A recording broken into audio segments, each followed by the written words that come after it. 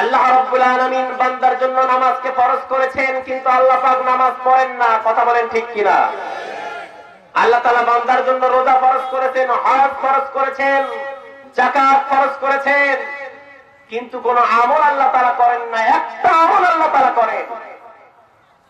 আল্লাহ রাব্বুল আলামিন বলেন, ইন্নাল্লাহা ওয়া মালাইকাতাহু ইউসাল্লুনা আলান নবী। সবাই বলুন আল্লাহু আকবার। আল্লাহ রাব্বুল আলামিন ইন্নাল্লাহা ওয়া মালাইকা, আল্লাহ তাআলা বলেন, ও আমার ফেরেশতাগণ, তোমরা কি করো? তোমরা আমার হাবিব বিশ্ব নবী মুহাম্মদ সাল্লাল্লাহু আলাইহি ওয়াসাল্লামের উপর দরুদ পাঠ করো। সুবহানাল্লাহ। ইন্নাল্লাহা ওয়া মালাইকাতাহু ইউসাল্লুনা আলান নবী ইয়া আইয়ুহাল্লাযীনা আমানু সাল্লু আলাইহি ওয়া সাল্লিমু তাসলিমা। আল্লাহ পাক বলেন, হে মুমিনগণ, হে ইমানদারগণ, তোমরা আমার নবীর উপর দরুদ পাঠ করো। সুবহানাল্লাহ।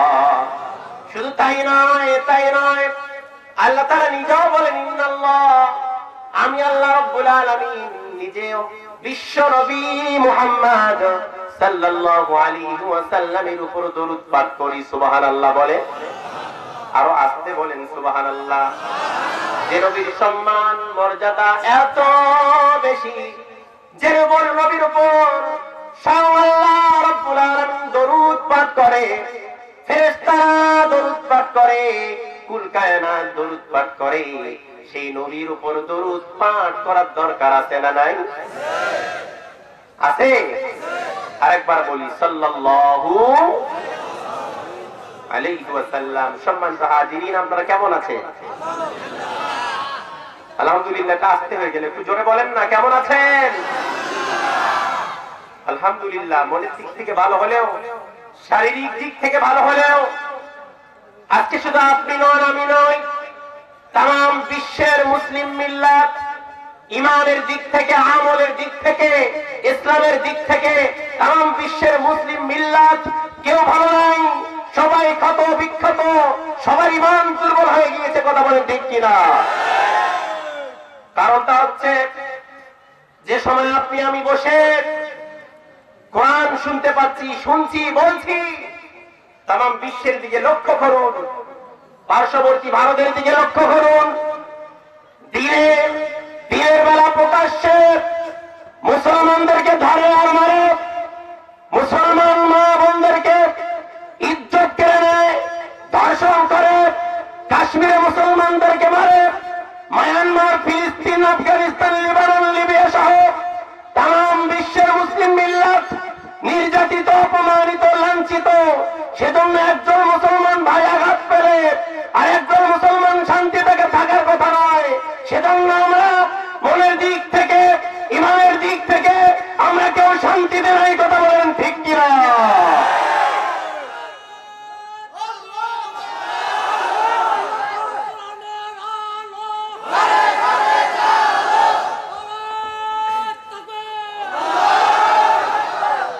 আলহামদুলিল্লাহ বলি।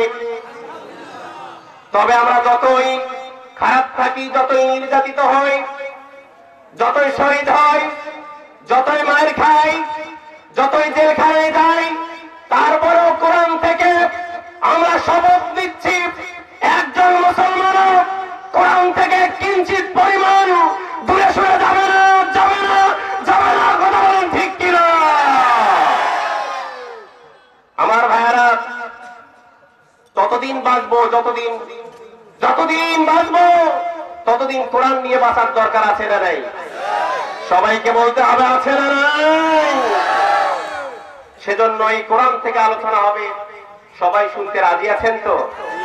আর একটু জোরে বলি আলহামদুলিল্লাহ। সেজন্য কোরআন শোনার একটা আদব আছে না নাই? সার্কেস দেখার শোনার আদব আছে না নাই? আমরা কোরআন শোনার আদবকে খেয়াল করে আমরা বসবো।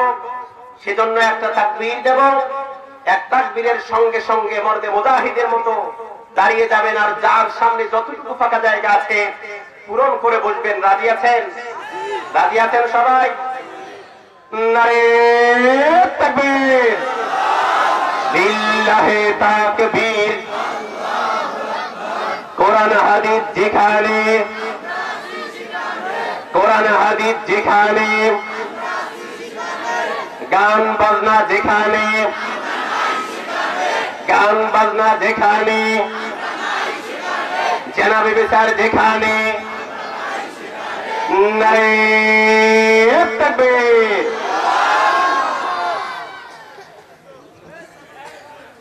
বসে যান, কেউ কথা বলবেন না, আদব রক্ষা করুন।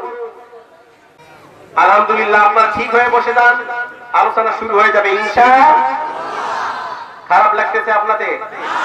একটু জোরে বলেন, খারাপ লাগে? প্রকৃত যারা মুসলমান তাদের কি কোরআন খারাপ লাগে? কোরআন তাদেরকেই ভালো লাগে যারা ঈমানদার, কথা বলেন ঠিক কিনা? আর তাদেরকে খারাপ লাগে যাদের ভিতর, ঈমানের ভিতর অ্যালার্জি আছে, চুলকানি আছে, তাদেরকে কোরআন শুনতে মন চায় না, কথা বলেন ঠিক কিনা? বুঝতে হবে আপনি ওমর আবু বকরের উত্তরসূরি নন, আপনি আবু জেহেল, উতবা, সাইবা, ফিরআউন আর নমরুদের উত্তরসূরি, কথা বলেন ঠিক কিনা? আজকে 16 কোটি মুসলমানের দেশে কোরআনের তাফসীর হয়, হয় কি হয় না? কিন্তু তাফসীরের মধ্যে বাধা আছে না নাই? সবাইকে একটু আওয়াজ দিয়ে বলতে হবে, বাধা আছে না নাই?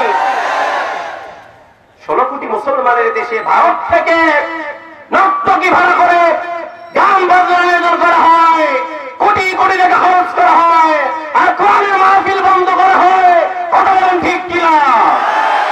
আমি জানতে চাই, কারা এই মাহফিল বন্ধ করে? বাংলার মধ্যে যদি 16 কোটি মুসলমান হয়, কারা এই মাহফিল বন্ধ করে? বুঝতে হবে তারা মুসলমান নয়, তারা নামধারী মুসলমান, তারা আবু জেহেল, উতবা, সাইবা, নমরুদের উত্তরসূরি, কথা বলেন ঠিক কিনা?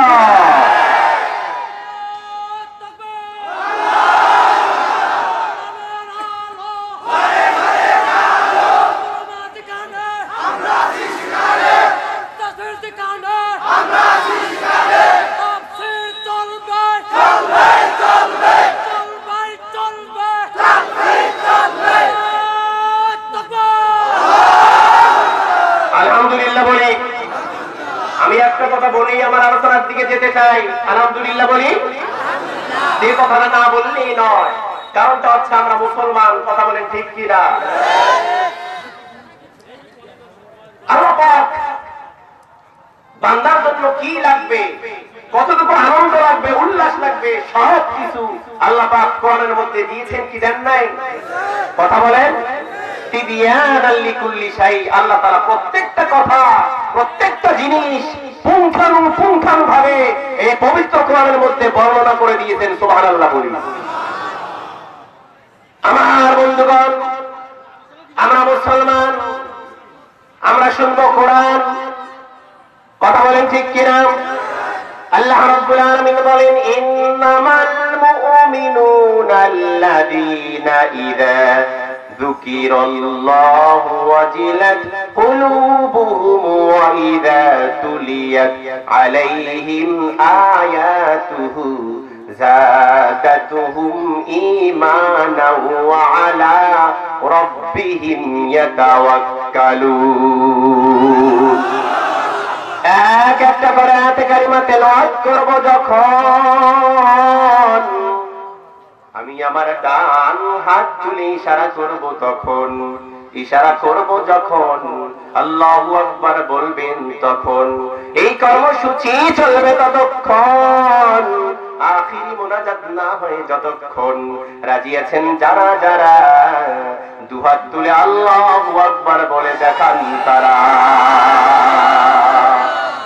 ইন্নামাল মুমিনুনা আল্লাযীনা ইযা যুকিরাল্লাহু ওয়াজিলাত কুলুবুহুম ওয়া ইযা তুলিয়াত আলাইহিম আয়াতুহু যাদাতুহুম ঈমানান ওয়া আলা রাব্বিহিম ইয়াতাওয়াক্কালুন। জোরে বলুন আল্লাহু আকবার। আল্লাহ রাব্বুল আলামিন বলেন, যারা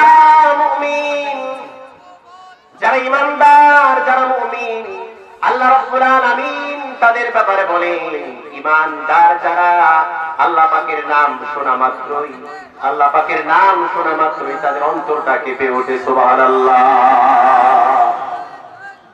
নারে তাকবীর, নারে তাকবীর। প্রধান অতিথির আগমন, প্রধান অতিথির আগমন, শুভেচ্ছায় স্বাগতম। মাহফিলের পক্ষ থেকে সালাম, শুভেচ্ছা। নারে তাকবীর। আলহামদুলিল্লাহ বলি। জি, বসে যান। আলহামদুলিল্লাহ, আলহামদুলিল্লাহ বলি। এদিকে লক্ষ্য করুন, লক্ষ্য আছে, মনোযোগ আছে আপনাদের। চলবে আলোচনা। আলহামদুলিল্লাহ। আল্লাহ পাক প্রধান অতিথি এবং সভাপতি সাহেব বসেন। সভাপতি মহোদয় এবং প্রধান অতিথি মহোদয় দুজনে আসছেন। কোরআনের বরকতে আল্লাহ পাক তাদেরকে ওমরের মতো কবুল করুক, সকলে বলি আমিন। তাদেরকে আল্লাহ পাক হায়াতের মধ্যে বরকত দান করুক, সকলে বলি আমিন। আলহামদুলিল্লাহ, আলহামদুলিল্লাহ বলি। কোরআনের মাহফিলের যারা প্রধান অতিথি হয়, সভাপতিত্ব হয়, এটা আল্লাহ তাআলা নির্ধারিত করে দেন। কথা বলেন ঠিক কিনা? আমরা দোয়া করি আল্লাহ তাআলা তাদেরকে কোরআনের খেদমতে কবুল করুক, সকলে বলি আমিন। আল্লাহ তাআলা তাদের হায়াতের মধ্যে বরকত দান করুক, সকলে বলি আমিন। আলহামদুলিল্লাহ। আমি বলতেছিলাম কোরআন হাদিস শুনবে তারা যাদের ঈমান আছে, আল্লাহর নাম মাত্র, আল্লাহর নাম শোনা মাত্রই তাদের অন্তরটা কেঁপে ওঠে। কথা বলেন ঠিক কিনা? আমাদের অন্তর আল্লাহর নাম শুনে কেঁপে ওঠে না? আল্লাহ রাব্বুল আলামিন বলেন আমার নাম শোনা মাত্রই যারা ঈমানদার তাদের অন্তরটা প্রকম্পিত হয়, তাদের অন্তরটা কেঁপে ওঠে। আল্লাহু আকবার। শুধু তাই নয়, শুধু তাই নয়, আল্লাহ পাক আরো বলেন আমার আয়াতগুলা, আমার এই পবিত্র কোরআনুল কারীমের আয়াতগুলা তারা যখন শোনে, আল্লাহ পাক তাদের ঈমানটা আগের ঈমানের মতো রাখে না, আল্লাহ পাক সঙ্গে সঙ্গে তাদের ঈমান বৃদ্ধি করে দেয়। মানে কোরআনের আয়াত যখন ঈমানদার শোনে, বান্দা শোনে, আগের মতো ঈমান থাকে না, আয়াত শোনার সঙ্গে সঙ্গে ঈমান বাড়িয়ে দেয় কে? আরো জোরে বলেন কে?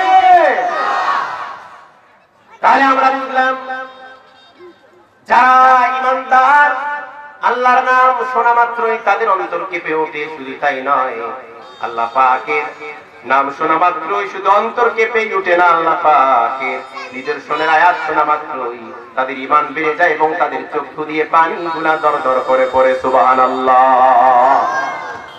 তাহলে এবার বলুন তো, যে জায়গার মধ্যে আসছে এখানে থাকলে আমাদের ঈমান কমবে না বাড়বে? একটু জোরে বলেন। ঈমান বাড়বে। আল্লাহ রাব্বুল আলামিন ঈমান বাড়ার মেডিসিন যেমন দিয়ে দিল আল্লাহ পাক, ঈমান ধ্বংস হবে কেমনে, ঈমান কেমনে নষ্ট হয়ে যাবে সেই কথা আল্লাহ পাক পবিত্র কোরআনুল কারীমের মধ্যে বলেছেন। সুবহানাল্লাহ। জানার দরকার আছে না নাই? ঈমান নষ্ট হবে কোন কারণে, কি করলে, আল্লাহ তাআলা তা বলে দিয়েছেন। জানার দরকার আছে আমার বন্ধুগণ। আল্লাহ রাব্বুল আলামিন বলেন وَمِنَ النَّاسِ مَن يَشْتَرِي لَهْوَ الْحَدِيثِ لِيُضِلَّ عَن سَبِيلِ اللَّهِ بِغَيْرِ عِلْمٍ وَيَتَّخِذَهَا هُزُوًا أُولَئِكَ لَهُمْ عَذَابٌ مُهِينٌ। সবাই বলুন আল্লাহু আকবার। আল্লাহ রাব্বুল আলামিন বলেন তোমাদের মধ্যে একটা দল আছে, একটা গোষ্ঠী আছে, একটা শ্রেণী আছে, তারা নর্তকী, নায়ক, গায়ক, যারা ডান্স দেয় তাদেরকে টাকা দিয়ে ক্রয় করে আনে। মনোযোগ আছে আপনাদের? এই কথা আমার না, আল্লাহ। সূরা লোকমানের 6 নম্বর আয়াত খুলে দেখবেন, সব পেয়ে যাবেন। আল্লাহ পাক বলেন তোমাদের মধ্যে একটা দল আছে, একটা গোষ্ঠী আছে যারা নাকি তারা নর্তকীদেরকে ক্রয় করে আনে, কিনে আনে টাকা দিয়ে, গায়ককে কিনে আনে, নায়ককে কিনে আনে, লক্ষ কোটি টাকা দিয়ে কিনে আনে, গানের আয়োজন করে, নাচের আয়োজন করে। আর যারা আল্লাহমুখী, যারা ইমানদার, তাদেরকে গান শোনার জন্য আহ্বান করে, আল্লাহ থেকে, ইসলাম থেকে, নবী থেকে, ইমান থেকে তাদেরকে ফেরানোর জন্য আহ্বান করে, বলে যে আসো আসো আমাদের গান শোনো, আমাদের নাচ দেখো। শুধু তাই নয়, এই গানের মাধ্যম দিয়ে আল্লাহ পাক বলেন, এই গানের মাধ্যমে, নাচের মাধ্যমে তারা আল্লাহ এবং রাসূলকে নিয়ে কটূক্তি করে, ঠাট্টা বিদ্রূপ করে। কথা বলেন ঠিক কিনা? আল্লাহ রাব্বুল আলামিন বলেন তাদের ব্যাপারে, উলাইকা লাহুম আযাবুম মুহিন। সবাই বলুন না আল্লাহু আকবার। আল্লাহ রাব্বুল আলামিন তাদের ব্যাপারে বলেন, তাদের জন্য আমি আল্লাহ রাব্বুল আলামিন অপমাননাকর শাস্তি রেখে দিয়েছি। নাউযুবিল্লাহ। পরে অপমানজনক শাস্তি আছে তাদের জন্য। আজকে দুনিয়ার মধ্যে গান বাজনা তোমাদেরকে ভালো লাগে, যারা আয়োজন করে, আমার যুবক ভাইরা গান খুলে শোনে, যারা এই ঠান্ডার মৌসুমে পিকনিকের আয়োজন করে, সারা রাত গান বাজান, তাদের জন্য আল্লাহ পাক আপনাদের জন্য অবমাননাকর শাস্তি রেখে দিয়েছে। কথা বলেন ঠিক কিনা? শুধু তাই নয়, এই আয়াতের ভিতরে আল্লাহ রাব্বুল আলামিন এক জায়গার মধ্যে বলেছেন, এই গান বাজনার মাধ্যমে, গানের মাধ্যমে তারা আল্লাহ এবং রাসূলকে নিয়ে, ইসলামকে নিয়ে তারা ঠাট্টা বিদ্রূপ করে। নাউযুবিল্লাহ। কথা বুঝতেছেন ভাইরা? খারাপ লাগতেছে নাকি? আমি আলোচনার থেকে যাচ্ছি মাত্র, এখনো যাই নাই। আমার বন্ধুগণ, আল্লাহ পাক কেন বললেন যে ইসলামকে নিয়ে, দ্বীনকে নিয়ে, আল্লাহ এবং রাসূলকে নিয়ে কটূক্তি করে, ঠাট্টা বিদ্রূপ করে গানের মাধ্যমে, নাচের মাধ্যমে জানার দরকার আছে না নাই? একটু সবাই বলেন, জানার দরকার আছে না নাই? একটা উদাহরণ দিলে বুঝবেন। আমার ভাইরা, আসসালামু আলাইকুম ওয়া রাহমাতুল্লাহ। এইটার অর্থ হচ্ছে আপনার উপর আল্লাহ রাব্বুল আলামিনের পক্ষ থেকে আল্লাহর রহমত, আল্লাহর শান্তি, আল্লাহর করুণা বর্ষিত হোক। সুবহানাল্লাহ। তাহলে আমরা সবাই জানি সালাম মানে কি? শান্তি। শান্তি বর্ষিত হোক, এটা আমরা সবাই জানি কি জানি না? সালামের মাধ্যম দিয়ে সভাপতি মহোদয়ের শান্তি কামনা করি, প্রধান অতিথি মহোদয়ের শান্তি কামনা করি। একজন মুসলমান আর একজন মুসলমানকে দেখা হলেই পরে সালাম দেয়, সালামের মাধ্যম দিয়ে আমরা দোয়া করি, শান্তি কামনা করি। কথা বলেন ঠিক কিনা? আল্লাহ পাক কেন বলেন তারা গানের মাধ্যমে ইসলামকে নিয়ে, দ্বীনকে নিয়ে ঠাট্টা বিদ্রূপ করে? কিছুদিন আগে একটা গান ভাইরাল হয়েছে, আসসালামু আলাইকুম বিএন শাহ। আছে না নাই? আছে না নাই? ওই আবার ওই পাশ থেকে বলো, ওয়ালাইকুম আসসালাম বিএন শাহ। বলে কেমন আছেন বিএন শাহ? বলে বুকে বড় জ্বালা। বলি নাউযুবিল্লাহ। তুই কত বড় তোর বুকের মধ্যে জ্বালা? একবার কবরের মধ্যে যা, একবার কবরের মধ্যে যা, জাহান্নামের লাঠি লাগবে না। ওই যে বাঁশ দিয়ে তোকে কবর দেওয়া হয়, ওই বাঁশ তোর বুকের উপরে ফাটাবে। কথা বলেন ঠিক কিনা? তাহলে একটা কথা সাক্ষ্য দেয়, এই সালাম নিয়ে, ইসলাম নিয়ে তারা কি ঠাট্টা বিদ্রূপ করে নাই? কথা বলেন না কেন? করে নাই? সালাম মানে শান্তি। আমি বলতেছি কি, সালাম মানে কি? অশান্তি, বুকে বড় জ্বালা। নাউযুবিল্লাহ বলে আমার ভাইরা। ওই জন্য বলি যে গান নিয়ে ইসলামকে কটূক্তি করা হয়। কথা ঠিক আছে তো? সেজন্য আল্লাহ রাব্বুল আলামিন অসংখ্য হাদিস দিয়ে বিশ্বনবী সাল্লাল্লাহু আলাইহি ওয়াসাল্লাম, অসংখ্য কোরআনের আয়াত দিয়ে আল্লাহ পাক এই গান আর বাজনাকে মুসলমানদের জন্য হারাম করেছেন। হাদিসে পাকের মধ্যে পাওয়া যায়, গান বাজনা মুসলমানদের জন্য এমন ক্ষতিকর, এমন ক্ষতিকর। এই যে শুকনা জমিন, এই শুকনা জমিন চাষ হওয়ার পর যখন রোয়া করবে, তার আগে পানির দরকার আছে না নাই? সবাই বলেন, পানির দরকার আছে না নাই? জমি চাষ করে ফসল উৎপন্ন করার যেমন পানি যেমন প্রয়োজন, পানি যেমন ভূমিকা রাখে। আমার ভাইয়েরা, যারা গান বাজনা শোনে, আল্লাহ রাব্বুল আলামিন, রাসূলুল্লাহ সাল্লাল্লাহু আলাইহি ওয়াসাল্লামের হাদিস, বিশ্বনবী বলেন যে গান বাজনা, ড্যান্স, নায়ক নায়িকার নৃত্য, তাদের অন্তরে এমন ভূমিকা রাখে, আস্তে আস্তে তাদেরকে জিনার দিকে, কুফুরের দিকে নিয়ে যায়। জোরে বলুন নাউজুবিল্লাহ। আজকে আমাদের দেশের মধ্যে ধর্ষণ আছে না নাই? একটু বলেন তো, আছে না নাই?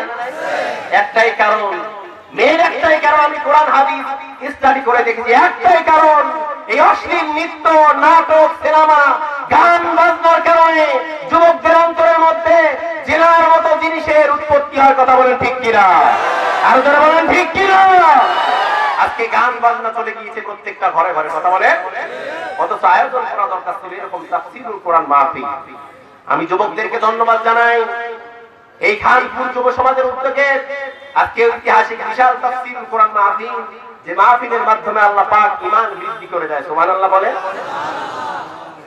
বিশ্বনবী সাল্লাল্লাহু আলাইহি ওয়াসাল্লাম বলেন, যারা গান শুনবে, যারা গানের আয়োজন করবে, যারা এই গানের আয়োজন করে আর গান শোনে, তারা মুসলমানদের কেউ নয়, তারা কাফের, বেঈমানদের খালাতো ভাই। কথা বলেন ঠিক কিনা? তদানীন্তন সময় একজন মক্কা নগরীর একজন কাফের ব্যবসায়ী, একজন মুশরিক, তার অনেক টাকা ছিল, পয়সা ছিল, শিল্পপতি মানুষ ছিল। আব্বাস রাদিয়াল্লাহু তাআলা আনহু বর্ণনা করেন, ওই দুষ্ট লোকটা মাঝে মাঝে টাকা খরচ করে নায়িকাদেরকে ভাড়া করতো, যারা ডান্স করে, যারা পার্টি করে, তাদেরকে ভাড়া করতো।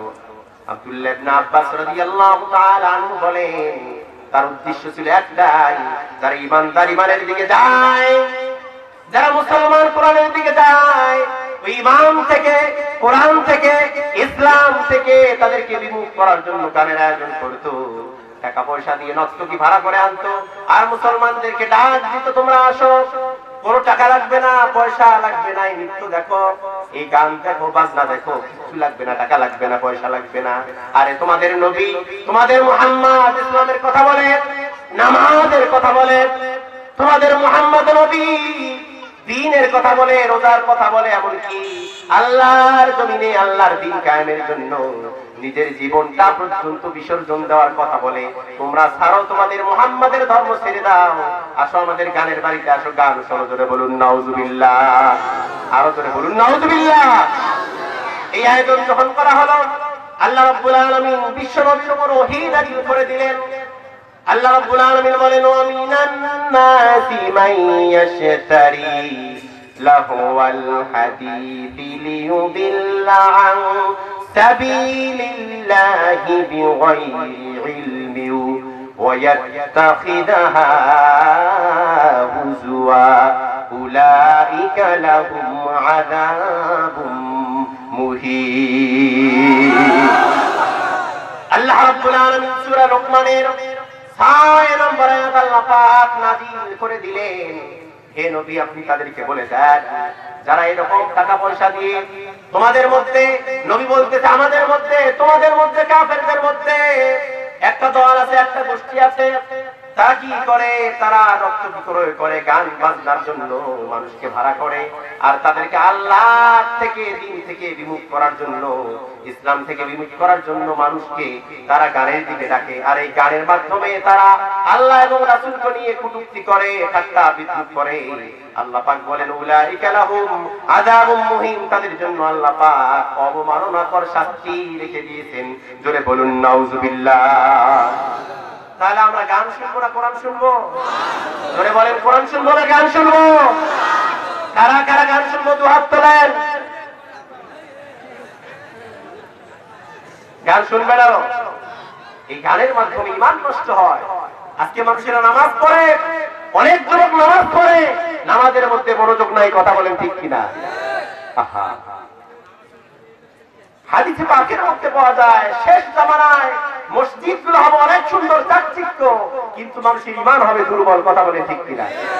এক সময় মসজিদ ছিল কাঁচা, খেজুরের ঠাল দিয়ে মসজিদ বানাইতো, মসজিদ ছিল কাঁচা, মুসল্লিদের ঈমান ছিল পাকা। কথা বলেন ঠিক কিনা? আজকে উল্টা হয়েছে। কারণটা হচ্ছে গান বাজনা আজকে কম না বেশি? কম না বেশি? সেজন্য যারা যুবক আছো আমি তাদের অনুরোধ করব, ও যুবক ভাইয়েরা, এতদিন যারা পিকনিকের আয়োজন করেছো, সারা রাত গান বাজিয়েছো, মানুষকে ঘুমের ডিস্টার্ব করিয়েছো, তোমরা আর গানের দিকে যাও না। আজকের তাফসীর মাহফিল থেকে শিক্ষা নাও, তোমরা শপথ গ্রহণ করো, ওয়াদা করো, আল্লাহর কাছে তওবা করো, আল্লাহ তাআলা তোমাদেরকে মাফ করে দিয়ে ওমরের জন্য কবুল করে নেবে, ওমরের মতো কবুল করে নেবে। কথা বলে ঠিক কিনা? এই এলাকার মধ্যে পিকনিক নাই? আমি তো জানি আমার এলাকার মধ্যে আছে। এমন রাত ঘুমা যায় না, এই সব ছেলেদের কারণে ঘুমা যায় না। আহা, আফসোস। কথা বলে ঠিক কিনা? আসুন এবার আমরা আলোচনার দিকে যাই। এই গান শুনলে 6টা ক্ষতি আছে, হাদিসে পাকের মধ্যে পাওয়া যায়। এই 6টা ক্ষতি বলতে গেলে অনেক সময়ের দরকার, আমি ওদিকে যাব না, আমি আমার আলোচ্য বিষয়ের দিকে যাই। সবাই রাজি আছেন? রাজি আছেন? সবাই বলি আলহামদুলিল্লাহ। আসলে এই কোরআন থেকে কথা বলার মতো ইলম, যোগ্যতা, কণ্ঠ আমার একেবারেই নাই। আমি ছোট মানুষ, আপনাদের কাছে দোয়া নেওয়ার জন্য মাত্র আসছি। আপনারা যদি একটু দোয়া করেন, হয়তোবা আল্লাহ পাক তার এই গোলামকে কোরআনের জন্য কিছু সময়ের জন্য কোরআন থেকে কথা বলার তৌফিক দান দিবেন, তৌফিক দান করবে। সকলে বলি আমিন।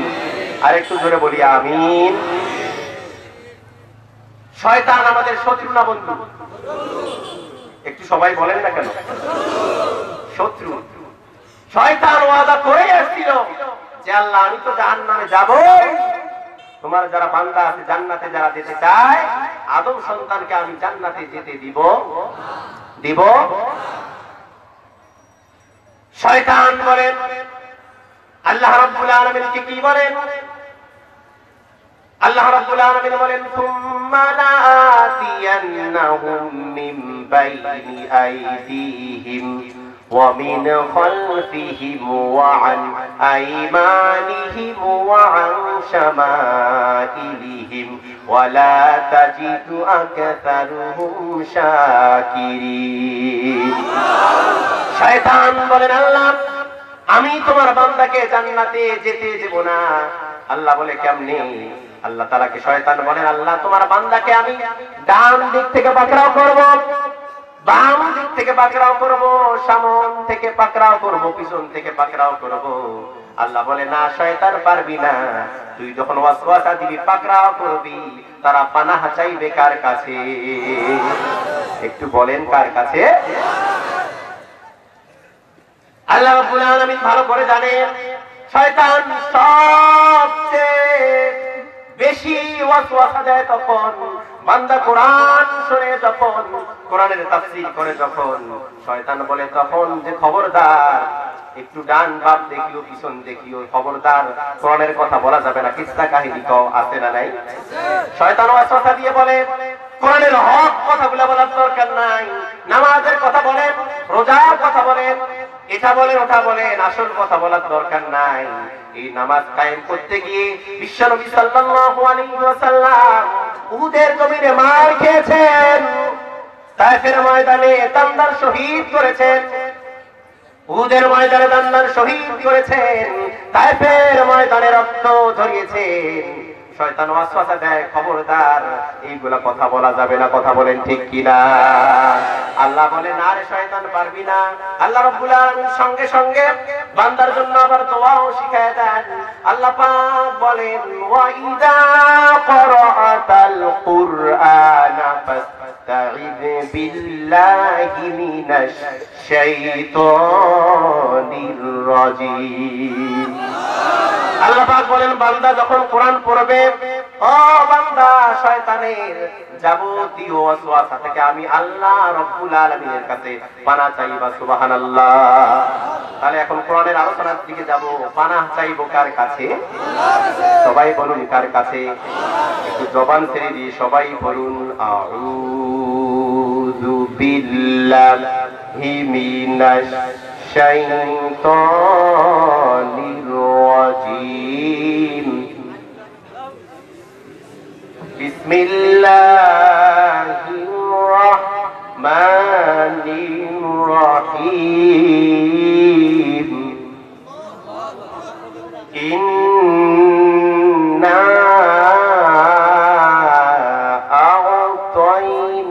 আ'তাইনাকাল কাউসার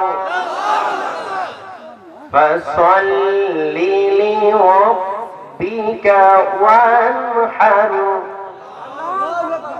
ইন্না শানিআকা হুয়াল আবতার। সাদাকাল্লাহুল আযীম। পবিত্র কোরআনুল কারীমের মধ্যে আল্লাহ পাক সূরা দিয়েছেন 114টা। কতটা? একটু জোরে বলেন, আরো একটু জোরে বলেন। 114টা। তার মধ্যে আমি এই পবিত্র কোরআন থেকে সবচেয়ে ছোট সূরা সূরাতুল কাউসার 108 নম্বর সূরা। সুবহানাল্লাহ বলেন। যে সূরাটা নাযিল হয়েছে বিশ্বনবী সাল্লাল্লাহু আলাইহি ওয়াসাল্লামের মাক্কি জীবনে। এই সূরাটার মধ্যে আয়াত আছে মাত্র 3টা। কয়টা? একটু জোরে বলেন, কয়টা? 3টা। বাইহাকী শরীফের হাদিস, যে ব্যক্তি পবিত্র কোরআনুল কারীমের মাহফিলে গিয়ে একটা মাত্র ইলম অর্জন করবে, জিহাদের ময়দানে গিয়ে সারা রাত সারা দিন জিহাদ করবে, আর রাত্রি বেলায় দাঁড়িয়ে দাঁড়িয়ে নফল নামাজ পড়লে যে পরিমাণ সওয়াব, কোরআনের বাড়িতে এসে একটা ইলম অর্জন করলে আল্লাহ পাক তার আমলনামার মধ্যে সেই পরিমাণ সওয়াব দান করেন। সুবহানাল্লাহ। তাহলে বলেন তো এই সূরার মধ্যে আয়াত আছে কয়টা? আরো জোরে বলেন। 3টা। হরফ আছে 42টা, বাক্য আছে 10টা। আল্লাহ পাক এই সূরাটা নাযিল করেছেন বিশ্ব নবীর উপরে এমন একটা মুহূর্তে। এই মুহূর্তের কথা যদি না বলি এই সূরার সারমর্ম বোঝা যাবে? বোঝা যাবে? বাইরে খারাপ লাগে? শেষ করব। একটু আওয়াজ দিবেন, মনোযোগ দিবেন আমার দিকে, এদিকে লক্ষ্য করবেন। যেদিকে কোরআন আছে সেদিকেই তো আপনারা দেখবেন। কোরআন কি পিছনে না সামনে? একটু জোরে বলেন, একটু লক্ষ্য করে, কষ্ট পাবেন না কেউ ইনশাআল্লাহ। আল্লাহ রাব্বুল আলামিন কেন সূরা কাউসার নাযিল করলেন? বিশ্ব নবী সাল্লাল্লাহু আলাইহি ওয়াসাল্লাম তার বিবি ছিলেন 13 জন। কয়জন? একটু সবাই বলেন কয়জন? 13 জন বিবি কিন্তু একসঙ্গে বিশ্ব নবীর 9 জন বিবি সহ ঘর সংসার করেছেন। কয়জন? 9 জন বিবি ঘর সংসার করেছেন। কিন্তু 9 জন বিবিদের মধ্য থেকে আল্লাহ পাক শুধু খাদিজার বাচ্চা দেন, ছেলে বাচ্চা দেন, জন্মগ্রহণ করেন আর দুনিয়ার থেকে তুলে নেয় কে? দুনিয়ার থেকে বিদায় হয়ে যায় সন্তানগুলা, ছেলে বাচ্চাগুলা, আর মেয়ে বাচ্চা হয় জীবিত থাকে। মেয়ে হয় জীবিত থাকে, ছেলে বাচ্চা হয় মারা যায়। বিশ্বনবীর মনের মধ্যে কোনো চিন্তাও নাই, বরং বিশ্বনবী খুশি। বিশ্বনবী মসজিদে নববীর মধ্যে বসে সাহাবা আজমাইনদের মাঝখানে বক্তব্য রাখছেন। বিশ্বনবী বলতেছেন, যার ঘরের মধ্যে একটা মাত্র কন্যা সন্তান আছে আল্লাহ পাক তার জন্য একটা জান্নাত দিয়ে দিবেন। সুবহানাল্লাহ। কয়টা কন্যা সন্তান? একজন সাহাবা বলল, ইয়া রাসূলুল্লাহ, আমার তো 2টা কন্যা সন্তান। বিশ্ব নবী বলেন, শোনো শোনো, আল্লাহ পাকের জান্নাতের অভাব নাই। আল্লাহ পাক তোমার জন্য 2টা জান্নাতের ব্যবস্থা করে দিবে। সুবহানাল্লাহ। আরেকজন সাহাবা দাঁড়িয়ে বলল, ইয়া রাসূলুল্লাহ, আমার তো 2টা নয়, একটাও নয়, আল্লাহ পাক 3টা কন্যা আমাকে দান করেছেন। আল্লাহু আকবার। বিশ্বনবী তাকে আনন্দের সংবাদ শোনায় দিলেন, বললেন, আল্লাহ পাকের জান্নাতের অভাব নাই, আল্লাহ পাক কৃপণ নন, আল্লাহ পাক তোমার জন্য 3টা জান্নাতের ফয়সালা করে দিবে। সাহাবারা খুশি। শুধু তাই নয়, তাই নয়, বিশ্ব নবী সাল্লাল্লাহু আলাইহি ওয়াসাল্লাম বললেন, 3টা কাজ আমি তোমাদেরকে দেব, এই 3টা কাজ যদি তোমরা করতে পারো, মেয়েদের ব্যাপারে এই 3টা কাজ যদি তোমরা করতে পারো, আল্লাহ পাক কাল কিয়ামতের দিন আমি মুহাম্মদ ফাতেমার বাবাকে যে জান্নাত আল্লাহ পাক দান করবে, এই কাজটা যদি করো আল্লাহ পাক তোমাকে আমাকে, আমি ফাতেমার বাবাকে আর তোমাকে আল্লাহ পাক তোমাকে আর আমাকে পাশাপাশি জান্নাতের মধ্যে রেখে দিবেন। সুবহানাল্লাহ। কেমন পাশাপাশি? বিশ্ব নবী দুইটা আঙ্গুল উঁচু করলেন আর বললেন, এই দুইটা আঙ্গুল যতটা কাছাকাছি, মেয়েদের ব্যাপারে তিনটা কাজের ব্যাপারে যদি তোমরা সতর্কতা অবলম্বন করতে পারো, এই দুইটা আঙ্গুল যেমন কাছাকাছি, কাল কিয়ামতের দিন তোমাকে আমাকে জান্নাতে এরকম কাছাকাছি রেখে দিবে। সুবহানাল্লাহ। আসতে বলেন। কোন তিনটা কাজ আল্লাহ রাসূল দিয়েছেন জানার দরকার আছে না নাই? আরো জোরে বলেন, আছে নাই? তিনটা কাজের কথা বিশ্ব নবী বলেছেন, ও আমার উম্মতেরা, তিনটা কাজ যদি তোমরা করতে পারো, আমি ওয়াদা দিলাম আল্লাহ পাক তোমাকে আমাকে কাছাকাছি পাশাপাশি জান্নাতে রেখে দিবেন। সুবহানাল্লাহ। তার মধ্যে প্রথম শর্ত হচ্ছে, প্রথম যে শর্ত আল্লাহ রাসূল দিয়েছে, তোমাদের মেয়ে সন্তানগুলোকে তোমরা দ্বীন শিক্ষা দাও। কি শিক্ষা দাও? কথা বলে না, আরো জোরে বলেন, কি শিক্ষা? তালাবুল ইলমি ফারিদাতুন আলা কুল্লি মুসলিম। প্রত্যেকটা মুসলমান নর নারীর জন্য আল্লাহ পাক এই কোরআনকে, দ্বীনকে শিক্ষা করার জন্য আল্লাহ পাক ফরজ করে দিয়েছেন। সুবহানাল্লাহ। তাহলে বলেন তো, কোরআনটা শেখা কি? কথা বলে না। নামাজ পড়া যেমন ফরজ, রোজা করা যেমন ফরজ, হজ করা যেমন ফরজ, যাকাত দেয়া যেমন ফরজ, এই কোরআন পড়া মানা, কোরআন শেখাটা আল্লাহ পাক তেমনই ফরজ করে দিয়েছেন। সুবহানাল্লাহ। আর যারা বলি সুবহানাল্লাহ। বিশ্বনবী সাল্লাল্লাহু আলাইহি ওয়াসাল্লাম বলেন, যার অন্তরের মধ্যে কোরআন নাই, যার অন্তরের মধ্যে দ্বীনি ইলম নাই, তার অন্তরটা ওই রকম উজান বিরাট ঘরের মতো, যে ঘরের মধ্যে কোনো মানুষ বসবাস করে না, জিন, ভূত, চিকা, টিকটিকি, বান্দর, শিয়াল বসবাস করে, ওই রকম তার অন্তরটা। নাউজুবিল্লাহ। এই হাদিসের ব্যাখ্যা যে বিরাট ঘরের মতো তার অন্তর, তার অন্তরের মধ্যে কোরআন নাই। কথা বলেন ঠিক কিনা? আপনারা দেখে থাকবেন, এই বিশাল এলাকার মধ্যে কোথাও বাড়ি নাই, ঘর নাই, শুধু আবাদ হয়, আলুর আবাদ, ভুট্টার আবাদ, ধানের আবাদ, গমের আবাদ, পাটের আবাদ হয় কি হয় না? এইরকম বিরাট মরুভূমির মধ্যে কিছু কিছু শ্যালো মেশিনের ঘর থাকে না? আছে না নাই আপনাদের এলাকায়? সিজন শেষ হলে শ্যালো মেশিন নিয়ে যায়, কিন্তু ঘরটা থাকে কি থাকে না? এই ঘরের মধ্যে কি কোনো মানুষ থাকে? কোনো মানুষ থাকে না। এই ঘরের মধ্যে কি থাকে? কুকুর থাকে, টিকটিকি থাকে, চিকা থাকে, থাকে কি থাকে না? জঙ্গল হয়ে যায় ঘরটা। আল্লাহ রাসূল সাল্লাল্লাহু আলাইহি ওয়াসাল্লাম বলেছেন, যার অন্তরের মধ্যে কোরআন নেই, কোরআনের ইলম নেই, কোরআনের শিক্ষা নেই, তার ঘরটা ওরকম বিরাট ঘরের মতো, উজান ঘরের মতো, যে ঘরের মধ্যে কোনো ভালো মানুষ বসবাস করে না, কুত্তা বিলাই বসবাস করে। কথা বলেন ঠিক কিনা? তাহলে আমার ভাইয়েরা, কোরআন শিক্ষা শুধু মেয়েদের ক্ষেত্রে নয়, ছেলেদের জন্য আছে না নাই? আজকে আমাদের মেয়েকে আমরা ভার্সিটি পড়াই, ভালো কথা, ডাক্তার বানাই, ইঞ্জিনিয়ার বানাই, জজ, ব্যারিস্টার বানাই, কোনো আপত্তি নাই। ইসলাম কোনো আপত্তি করে না। ইসলাম তো আপত্তি করে তখন সব কিছু শিক্ষা দিলা, সব কিছু শিখালা, ডক্টরেট করালা, তোমার মেয়ে ইঞ্জিনিয়ার হয়েছে, ডাক্তার হয়েছে, জজ, ব্যারিস্টার হয়েছে, তাতে কোনো ইসলামের আপত্তি নাই। আপত্তি সেখানে লক্ষ লক্ষ টাকা খরচ করে তোমার মেয়েকে ডাক্তার বানিয়েছো, অথচ কোরআন শিখাও নাই, দ্বীন শিখাও নাই। কথা বলেন ঠিক কিনা?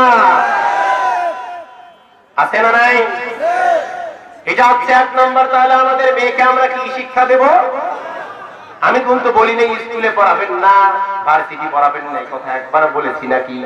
আপনারা পড়ান, ভালো করে পড়ান। যখন কোরআন পড়াবেন, কোরআনের আলোয় আলোকিত হবে, ভার্সিটি পড়বে, অনার্স করবে, মাস্টার্স করবে, ডক্টরেট করবে, কিন্তু আপনার মেয়ের চরিত্র নষ্ট হবে না। কারণটা হচ্ছে তার ভিতরে কোরআন আছে। কথা বলেন ঠিক কিনা? আমার ভাইয়ের এক নম্বর শর্ত, দ্বীন শিক্ষা দিতে হবে। দুই নম্বর শর্ত, আপনার মেয়ে যতদিন আপনার কাছে থাকবে অতদিন পর্দা শিখাইতে হবে, পর্দায় রাখতে হবে। কথা বলেন ঠিক কিনা? এখানেই একটা কথা, আমরা আমাদের মেয়েগুলাকে আমরা নিজেই পর্দা শিখাই না। কথা বলেন ঠিক কিনা?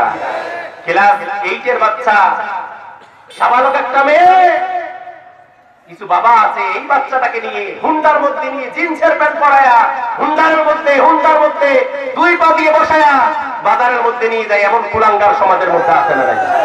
আর যারা বলেন নাই, অবাক হয়ে যায়। তুমি বাবা, তোমার উচিত ছিল তোমার মেয়েকে বোরকা পরিয়ে তোমার হুন্ডার পিছনে নিয়ে শহরে নিয়ে যাওয়ার কথা বলেন, ঠিক কিনা? তুমি নিজেও বেহায়া, তোমার মেয়েও বেহায়া, এই মেয়ের কারণে তোমাকে জাহান্নাম যেতে হবে, কথা বলেন, ঠিক কিনা?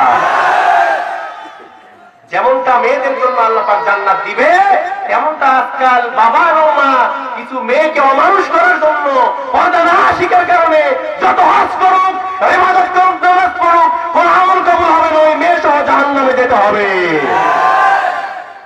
সমাজের মধ্যে এগুলো আছে না? আমার বন্ধুগণ, বিশ্বনবী সাল্লাল্লাহু আলাইহি ওয়াসাল্লাম 2 নম্বর যে কন্ডিশনটা দিলেন, তোমরা তোমাদের মেয়েকে পর্দা করাও। সুবহানাল্লাহ বলেন। আমার ভাইয়েরা, বিশ্বনবী কলিজার টুকরা ফাতেমা রাদিয়াল্লাহু তাআলা আনহা 6 বছরের একটা বাচ্চা মানুষ ঘর থেকে সেজে গুজে বের হবে, এমন সময় বিশ্বনবী দাঁড়িয়ে গেলেন, মা ফাতেমা, কই যাও রে মা, কই যাও তুমি? ফাতেমা বলল, বাবা কোথাও যাব না, পাশের এক বান্ধবীর বাড়িতে যাব।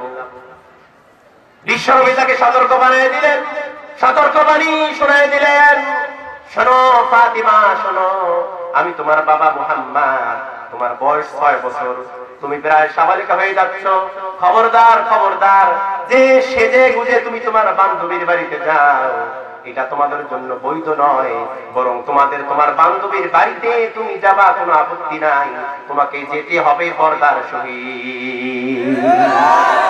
6 বছরের মেয়েকে কি শিক্ষা দিলেন বিশ্বনবী? ফাতেমা বললেন, বাবা, আল্লাহর কসম, আর কোনদিন আমার পর্দা ছাড়া কোনদিন বাড়ি থেকে আর কোনদিন বের হব না,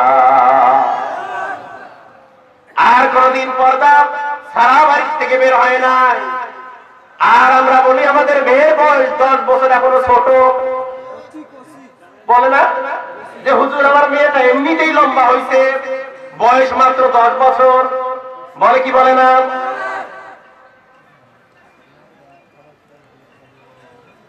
কথা শোনা যায়?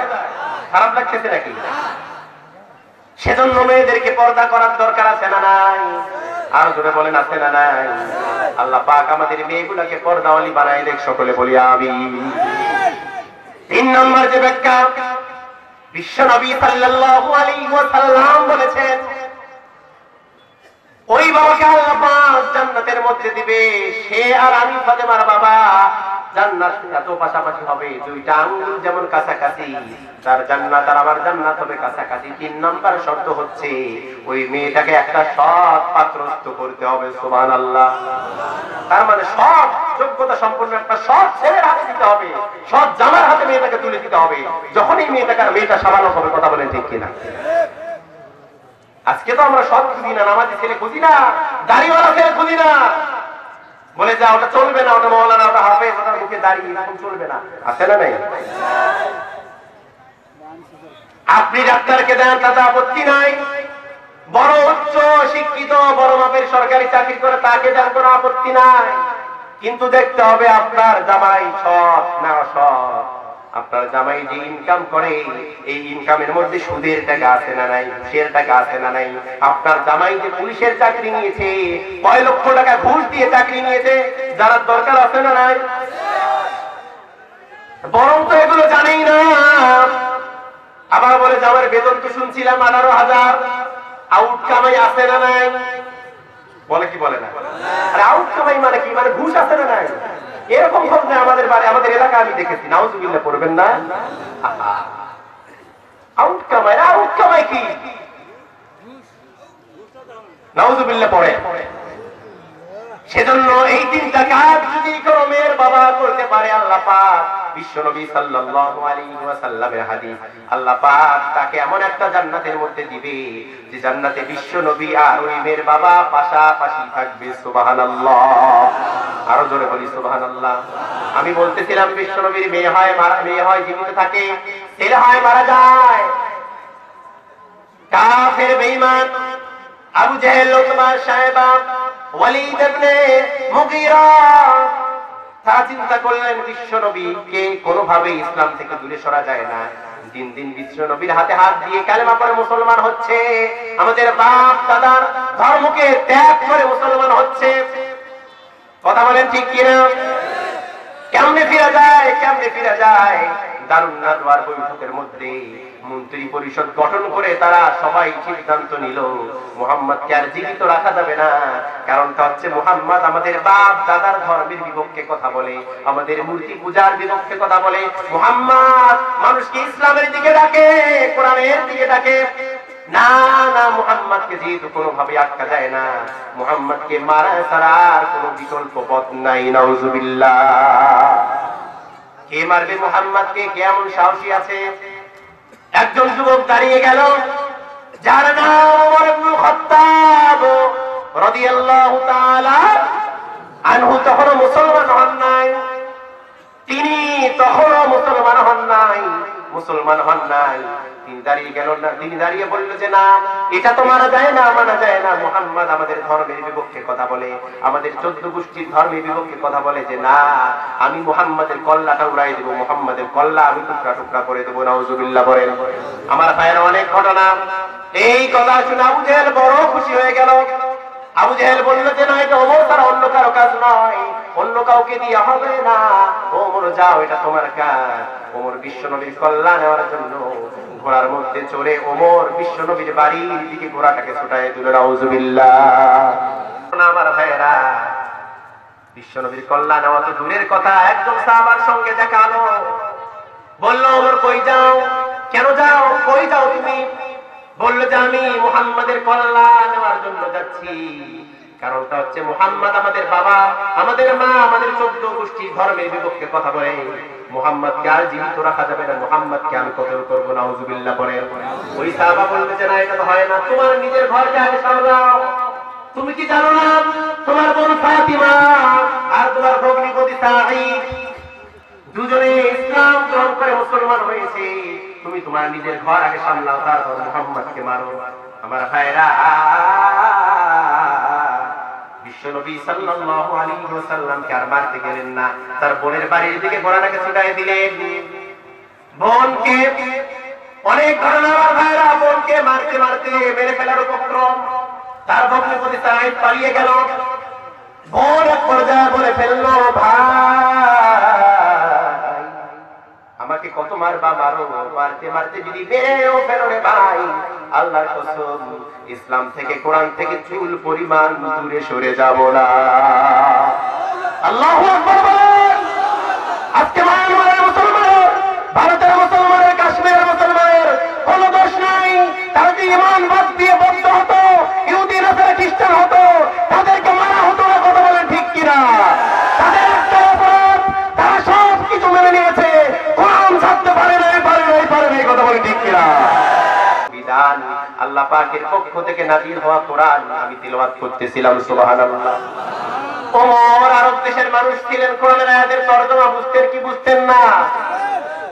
ওমর এবার বলল, বড় মধুর লাগতেছিল তোমার তেলাওয়াত, একটু বড় একটু আমাকে পড়াও। এবার ওমরকে বলল, ভাই উপরে আসো, গোসল করে আসো, তুমি পবিত্রতা অর্জন করো।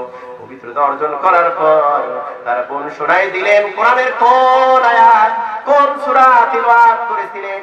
তার বোন ফাতিমা বলল, রে ভাই আমি সূরা তাহা তিলাওয়াত করেছিলাম। সুবহানাল্লাহ। এবার বোনকে অনুরোধ করল, রে বোন একটা বারের জন্য 2খানা আয়াত আমাকে শোনাও। সুবহানাল্লাহ। এবার বোন বলতেছে, তাহা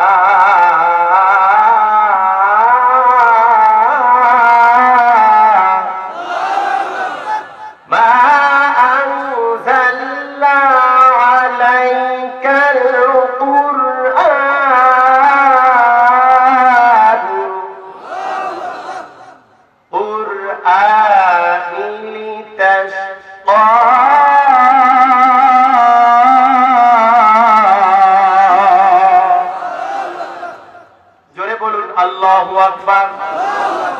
কোরআন যখন শুনলেন ওমরের চক্ষু দিয়ে পানি দরদর করে পড়ে যায়। ওমর বললেন, রে বোন, আর কোনো দেরি করা যায় না, তাড়াতাড়ি নিয়ে চল মুহাম্মাদের বাড়িতে, আমি ইসলাম গ্রহণ করতে চাই। এই কোরআন এত সুন্দর, যে নবীর উপরে এই কোরআন নাযিল হয় না জানি সেই নবী কত সুন্দর, সুবহানাল্লাহ। এবার ওমরকে নিয়ে তার বোন রওনা করলো। ওমর বিশ্বনবীর বাড়ি পর্যন্ত গেলেন। যে তরবারি দিয়ে বিশ্বনবীর কল্লা দুখণ্ডিত করার কথা ছিল, ওই তরবারিটা বিশ্বনবীর পায়ের মধ্যে বিছাই দিলেন, সুবহানাল্লাহ। হিদায়াতের মালিক কে? জোরে বলেন, হিদায়াতের মালিক কে? আল্লাহ পাক ওমরকে হিদায়াত দিলেন। এবার ওমর চোখের পানি ছেড়ে দিয়ে বললেন, ইয়া রাসূলুল্লাহ, ইয়া হাবিবাল্লাহ, আমার ভুল হয়েছে, আমি অধম গুনাহগার, আমি আপনাকে হত্যা করার জন্য আসছিলাম, আপনি আমাকে মাফ করে দেন, আমাকে পড়ায় দেন লা ইলাহা মুহাম্মাদুর রাসূলুল্লাহ সাল্লাল্লাহু আলাইহি ওয়াসাল্লাম। সম্মানিত ভাইরা, মহিলা প্যান্ডেল জায়গা হচ্ছে না, ভরপুর হয়ে গিয়েছে। মহিলা মা বোনেরা, আপনাদের সামনে যতটুকু ফাঁকা জায়গা আছে পূরণ করে বসুন, পিছনের মা বোনদেরকে বসার সুযোগ করে দিন। সকালে বলি আমিন। আমার ভাইরা, এবার আবু জাহেল ওমরকে বানাইলেন বিশ্বনবীর কল্যাণ নেওয়ার জন্য। সেই নবী, সেই ওমর এসে বিশ্বনবীর হাতে হাত দিয়ে কালেমা পড়ে মুসলমান হইলেন। কথা বলেন ঠিক কিনা? আবু জাহেলে মাথার মধ্যে এত রাগ উঠলো, এত টেনশন উঠলো, আবু জেহেল একদম ভয়ে গোরকাপ হয়ে ভয়ে থরথর করে কাঁপতেছে। কারণ ওমরটা ছিল আবু জেহেলের ডান হাত। কথা বলেন ঠিক কিনা?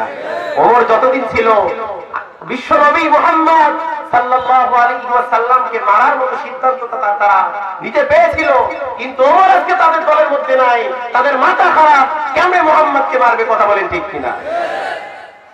আমার ভাইরা, লম্বা নয়, আলোচনার দিকে চলে যাচ্ছি। আমার ভাইরা, ওমর যখন ইসলাম গ্রহণ করলো, আবু জেহেলের মাথা হেট হয়ে গেল, রাগ বেড়ে গেল, কি করবে কি না করবে সিদ্ধান্ত নিতে পারলো না।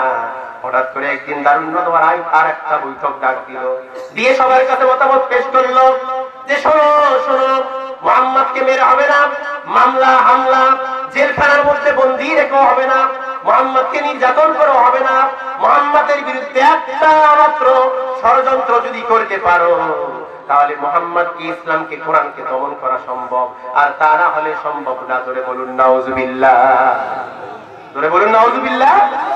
কাফের বেঈমানেরা বলল, স্যার কি করতে হবে আমাদেরকে শুধু বলেন। যে ওমর যেহেতু মুহাম্মাদের দলের মধ্যে চলে গিয়েছে, মুহাম্মদকে তো আর মারা যাবে না, তোমরা বরং একটা কাজ করো। আমাদের এই মক্কা নগরীর একটা প্রথা আছে, যার ঘরের মধ্যে কন্যা সন্তান হয়, এই মক্কা নগরীর মধ্যে তাকে আমরা পোড়া কপাল বলি, লেজ কাটা বলি। দোকানের মধ্যে গেলে পরে তাকে বাকি দেয় না, দোকানের মধ্যে গেলে তাকে বলা হয় পোড়া কপাল। তার বাড়ির মধ্যে কেউ 40 দিন পর্যন্ত প্রবেশ করতো না, নাউজুবিল্লাহ। কন্যা সন্তান হলে মন খারাপ করতো আরব দেশের তদানীন্তন সময়ের কাফেররা মেয়ে বাচ্চা হলে, কন্যা সন্তান হলে মন খারাপ করতো। আমি বলতে চাই, এই যুগেও এই জামানায় ওই কাফেরদের উত্তর সূরি আজও আছে না নাই? যারা মেয়ে বাচ্চা হলে মন খারাপ করে, কথা বলেন ঠিক কিনা? আপনাদের এলাকায় মনে হয় নাই? আছে। এটা শুধু আজকে নয়, আজ থেকে 1000 বছর আগে আবু জেহেলের পোতা ছিল এটাই। যার ঘরের মধ্যে মেয়ে হতো, তার সঙ্গে কথা বলতো না, দোকানদার তাকে বাকি দিত না, তাকে বলা হতো পোড়া কপাল। 40 দিন পর্যন্ত তার বাড়ির মধ্যে কোনো কাফের বেঈমান যেত না, নাউজুবিল্লাহ পড়ে। আমার ভাইয়েরা বড় বড় কথা বলেন, আজকে আমাদের বুদ্ধিজীবীরা বড় বড় কথা বলেন। কোন বুদ্ধিজীবী নারীদের সম্মান দেয় নাই, কোন প্রেসিডেন্ট নারীদের সম্মান দেয় নাই, একমাত্র কেবলমাত্র শুধুমাত্র নারীদের সম্মান দিয়েছে কোরআনের হাদিস আর বিশ্বনবী। কথা বলে ঠিক কিনা? বড় বড় কথা বলে আছে না নাই? আমার ভাইয়েরা, আবু জেহেল এই কথা বললে, শোনো, এই কথাটা মিডিয়ার মাধ্যমে তোমরা প্রত্যেকটা বাড়ি বাড়ি, পাড়ায় পাড়ায়, মহল্লায় মহল্লায় পৌঁছায় দাও। এই কথাটা পৌঁছায় দিলে পরে মুহাম্মদকে আর কেউ দেখতে যাবে না, মুহাম্মদের হাতে হাত দিয়ে কেউ ইসলাম গ্রহণ করবে না। কারণটা হচ্ছে এই কথার উপর সবার বিশ্বাস আছে, আরবদের মানুষের সবার বিশ্বাস আছে এই কথার উপর। আমার বন্ধুগণ, আবু জাহেলের কথা অনুযায়ী বিশ্ব নবী সাল্লাল্লাহু আলাইহি ওয়াসাল্লামের ব্যাপারে আরবদের মানুষেরা, কাফের বেঈমানেরা প্রত্যেকটা ঘরের মধ্যে মিডিয়ার মাধ্যমে অপপ্রচার করলো। মুহাম্মাদের মেয়ে হয় জীবিত থাকে, মুহাম্মাদের ছেলে হয় মারা যায়, তোমরা কার ধর্ম গ্রহণ করো, কার ইসলাম গ্রহণ করো, কার হাতে হাত দিয়ে তোমরা মুসলমান হও, সে তো নিজেই পোড়া কপাল, তোমাদেরকে আর কি দিবে? নাউজুবিল্লাহ পড়েন। সে তো নিজেই লেসকাটা, তোমাদেরকে আর কি দিবে? নাউজুবিল্লাহ পড়েন।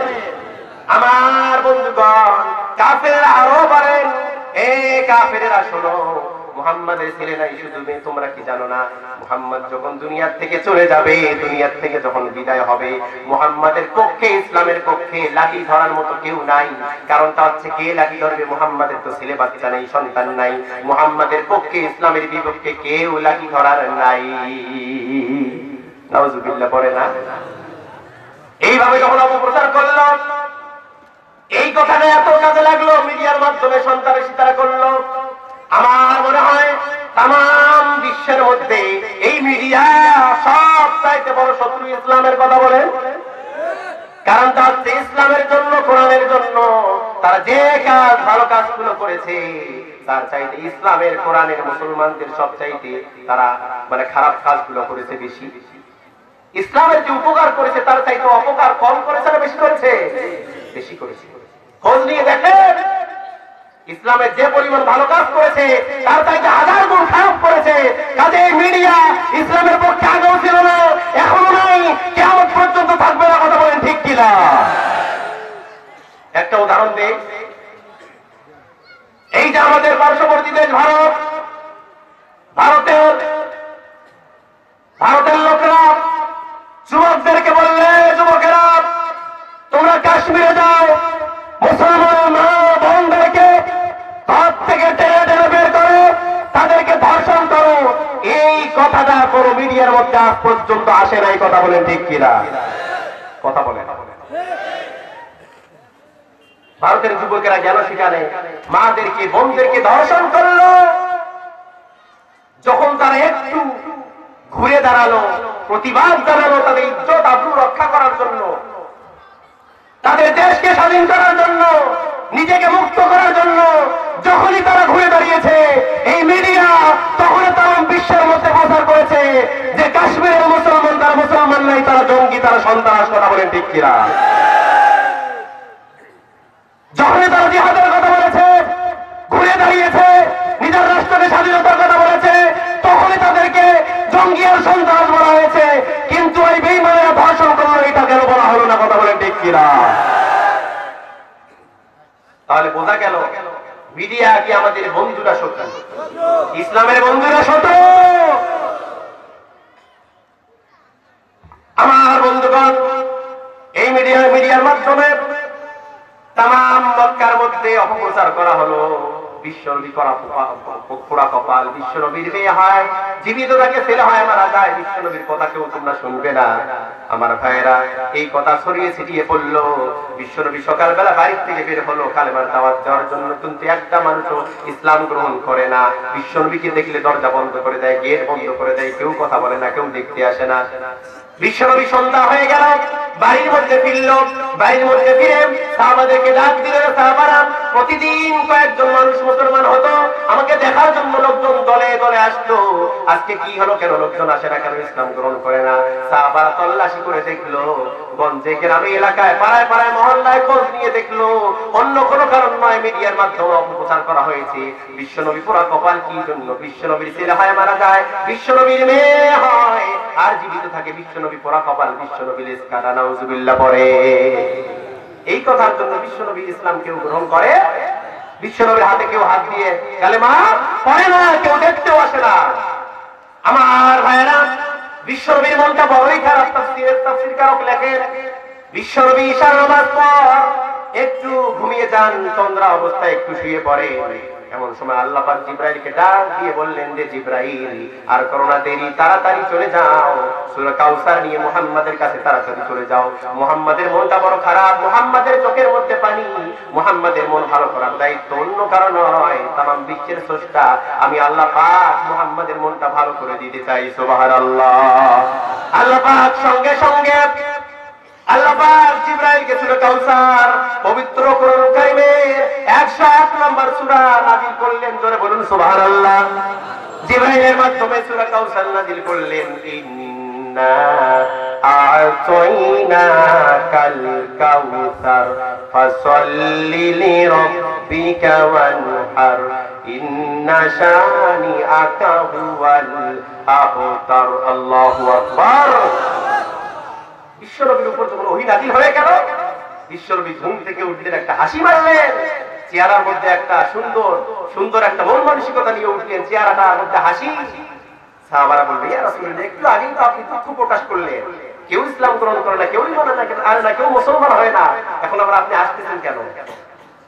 সাহাবাদেরকে শোনায় দিল, তোমরা জানো না এই মুহূর্তে আল্লাহ পাক আমার উপর ছোট্ট একটা সূরা নাযিল করেছে, এই সূরার মাধ্যম দিয়ে আল্লাহ পাক আমাকে সুসংবাদ দান করেছে। সুবহানাল্লাহ। আল্লাহ পাক বলছেন, ইন্না আ'তাইনাকাল কাউসার। আল্লাহু আকবার।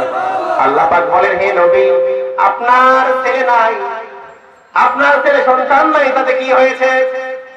আপনাকে আমি মহাপরাক্রমশালী একটা কাউসার দান করলাম। সুবহানাল্লাহ বলেন, আরেকটু জোরে বলেন সুবহানাল্লাহ।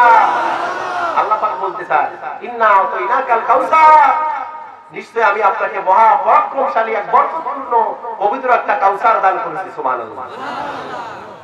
এখন এই আয়াতের ব্যাখ্যার দিকে আসি আমার ভাইয়েরা। বিশ্বনবীর ছেলে সন্তান নাই, বিশ্বনবীর দুঃখ, কাফের বেঈমানের এই হো করলো, ছোট করলো, সমাজের মধ্যে কপাল পোড়া, লেজ কাটা বললো। বিশ্বনবী দুনিয়ার থেকে বিদায় হয়ে গেলে ইসলামের জন্য কে লাঠি ধরবে, কে কথা বলবে? কারণটা হচ্ছে বিশ্বনবীর তো ছেলে নাই, বিশ্বনবীর শুধু মেয়ে, এই অপপ্রচার করলো। কিন্তু আল্লাহ পাক ছেলে সন্তান না দিয়ে আল্লাহ পাক বললেন, আপনাকে আমি মহা পরাক্রমশালী একটা হাউজে কাউসার দান করলাম। সুবহানাল্লাহ। তাহলে বিশ্বনবী চাইলেন হচ্ছে ছেলে সন্তান, যাতে কাফের বেঈমানেরা পোড়া কপাল, আটকুরা, লেজ কাটা বলতে না পারে, সেজন্য আল্লাহ পাক একটা ছেলে সন্তান দিতে পারতেন কি পারতেন না? কারণটা একসঙ্গে আমি বলেছি 9 জন বিবি ঘর সংসার করেছে। আল্লাহ পাকের বলা উচিত ছিল, হে মুহাম্মদ শোনো, চিন্তার কোনো কারণ নাই। তারা বলেছে তোমাকে লেজ কাটা, পোড়া কপাল, তুমি তোমার স্ত্রীর কাছে যাও, প্রতি বছর একটা স্ত্রীর কাছ থেকে 2টা করে বাচ্চা দেবো, বছরে 18টা ছেলে সন্তান তোমাকে দান করব। এইভাবে যদি কয়েক বছর ছেলে সন্তান হতেই থাকে, 100টা সন্তান হবে না? হবে না? বিশ্বনবী তা বললেন না, তা না বলে বিশ্বনবী বললে, আল্লাহ পাক বিশ্বনবীকে বললেন যে আমি তোমাকে মহা পরাক্রমশালী একটা হাউজে কাউসার দান করলাম। সুবহানাল্লাহ বলি, আরেকটু জোরে বলি সুবহানাল্লাহ। কাউসারের ব্যাখ্যা যদি আমরা করতে যাই, অনেক সময়ের দরকার। মুফাসসিরিন কিরাম অনেক ব্যাখ্যা করেছেন, কেউ বলেন 10টা ব্যাখ্যা, কেউ 11টা, আবার আরেকজন মুফাসসিরিন কিরাম বলেছেন 17টা ব্যাখ্যা। সুবহানাল্লাহ বলেন। আমার ভাইয়েরা, বিশ্বনবী ছেলে নাই, বিশ্বনবী শুধু মেয়ে, আর আল্লাহ তাআলা দিলেন হাউজে কাউসার। মুফাসসিরিন কিরাম ব্যাখ্যা করেন, আল্লাহ পাক কাফের বেঈমান যে তাকে পোড়া কপাল বলেছে, মুফাসসিরিন ইকরাম বলেছে, আল্লাহ পাক তাকে বললেন, হে নবী, কে আপনাকে পোড়া কপাল বললো? কে আপনাকে পোড়া কপাল বললো? আপনি জানেন না, আপনি জানেন না। আপনি যে জায়গা দিয়ে বেশি চলাফেরা করেছেন, বিচরণ করেছেন, হাঁটাহাঁটি করেছেন, আমি আল্লাহ পাক আপনার পায়ের বরকতে ওই পায়ের নিচের মাটি আর মাটিটা কিনে আমি আল্লাহ পাক সোনা আর সোনা করে দিয়েছি। শুধু তাই নয়, বিশ্বনবী যেদিকে চলাফেরা বেশি করেছে, বিশ্বনবীর রওজার পাশে বিশাল বড় একটা জায়গা আছে, ওই জায়গার মধ্যে বিজ্ঞান বলে এত পরিমাণ স্বর্ণ আল্লাহ পাক দান করেছেন। আল্লাহ রাব্বুল আলামিন এত বেশি স্বর্ণ বিশ্বনবীর বদৌলতে দান করেছেন, সম্মানে দান করেছেন।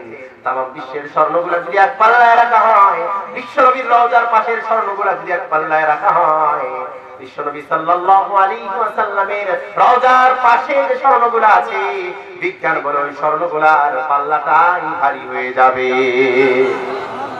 বিশ্বনবী কি পুরা কপাল? কপাল কপাল পুরা না কপালওয়ালা? জোরে বলেন, কপাল পুরা না কপালওয়ালা?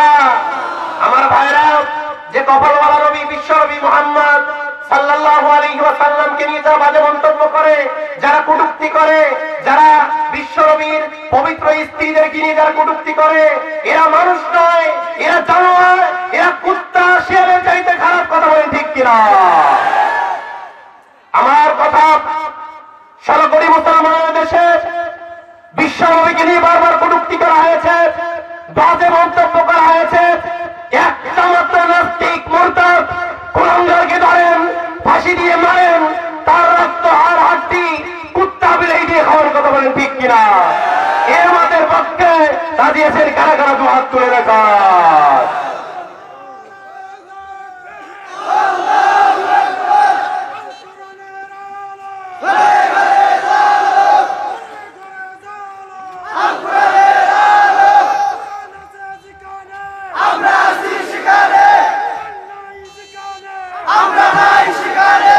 আলহামদুলিল্লাহ বলি, আলহামদুলিল্লাহ।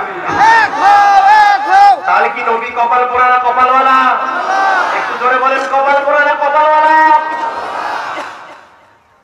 আমার ভাইয়েরা, 2 নম্বর ব্যাখ্যা করেন, সংক্ষেপে বলতেছি, যেহেতু আমার সময় নেই। আমার ভাইয়েরা, বিশ্বনবীর ছেলে সন্তান নাই, এটা একটা অপপ্রচার করেছে কাফের বেঈমানেরা। কথা বলেন ঠিক কিনা? এই কথা বলা হয়েছে আপনি যখন দুনিয়ার থেকে চলে যাবেন, দুনিয়ার থেকে যখন বিদায় হয়ে যাবেন, ইসলামের জন্য, নবীর জন্য, নবীর পক্ষে লাঠি ধরার কেউ নাই। কথা বলেন ঠিক কিনা? ব্যাখ্যা করেন, তাফসীর কারক ব্যাখ্যা করেন। আল্লাহ রাব্বুল আলামিন বলেন, হে নবী, কে বলেছে আপনার ছেলে সন্তান নাই? কে বলেছে ইসলামের জন্য লাঠি ধরার কেউ নাই? আপনি দুনিয়ার থেকে বিদায় হলে পরে কে বলেছে ইসলামের জন্য, আপনার জন্য, আপনাকে অপমান করলে লাঠি ধরবে না? কে বলেছে? কেউ নাই। আল্লাহ পাক আপনার জন্য এমন সন্তান পয়দা করেছেন, আপনার জন্য আল্লাহ পাক লক্ষ লক্ষ কোটি কোটি সন্তান দিয়ে দিয়েছেন। সুবহানাল্লাহ। কারণটা হচ্ছে ইন্নাল উলামা ওয়ারাসাতুল আম্বিয়া, আলেমরাই হচ্ছে নবীগণের ওয়ারিস। কথা বলেন ঠিক কিনা? মুফাসসিরিনে কিরাম ব্যাখ্যা করেন, আল্লাহ রাব্বুল আলামিন বিশ্ব নবীকে কাউসারের মাধ্যমে সান্ত্বনা দেন। কে বলেছেন আপনার ছেলে সন্তান নাই? কে বলেছে আপনি দুনিয়া থেকে চলে গেলে লাঠি ধরার জন্য কেউ নাই? আপনি জানেন না, জানেন না, জানেন না, আপনি দুনিয়া থেকে চলে যাওয়ার 1500 বছর পর আপনাকে নিয়ে বাজে মন্তব্য যারা করবেন, কটূক্তি যারা করবেন, আপনাকে যারা গালিগালাজ করবেন, কেউ যদি আন্দোলন না করে, কেউ যদি কথা না বলে, কেউ যদি রাজপথে যেমন না দেয়, আপনার ওয়ারিস আলেম ওলামা, হক্কানি হাফেজ কোরআন আলেম ওলামা আগে রাজপথে যেমন দিবে। কথা বলেন ঠিক কিনা? কে বলেছে আপনার সন্তান নাই? ইন্নাল উলামা ওয়ারাসাতুল আম্বিয়া, কিয়ামত পর্যন্ত যতগুলা আলেম আসবে সব আলেমগুলা বিশ্বনবীর সন্তান। সুবহানাল্লাহ। বিশ্বনবীর রূহানি সন্তান তারা। বিশ্বনবীকে কটূক্তি করলে তারা বসে থাকবে না। কারণটা হচ্ছে হক্কানি আলেম যারা রাজপথে বিশ্বনবীর জন্য জীবন দেবে তারা, তারপরেও বিশ্বনবীর কটূক্তিকে মানবে না, মানবে না, মানবে না। কথা বলেন ঠিক কিনা? কোন মুসলমান মানতে পারে না।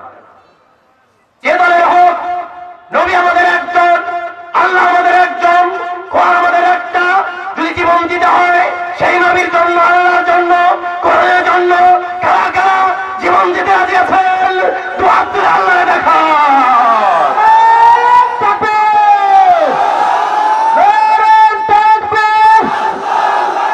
ফাঁসি ফাঁসি ফাঁসি চাই,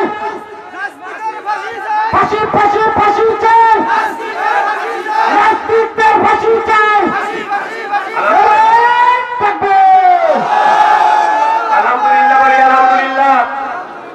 আমরা যদি প্রকৃত মুমিন মুসলমান হয়, প্রকৃত মুমিন যদি আমরা দাবি করি, তাহলে বিশ্ব নবীর জন্য যদি প্রয়োজন হয়, নিজের সন্তান, নিজের বাবা, নিজের মা, নিজের ধন সম্পদ, নিজের চাকরি, নিজের ক্ষমতা, নিজের নেতৃত্ব, এমনকি নিজের জীবনের চাইতে যতক্ষণ পর্যন্ত বিশ্বনবীকে বেশি ভালো না বাসবেন, বিশ্বনবী বলেন সে প্রকৃত মুমিন হতে পারে না।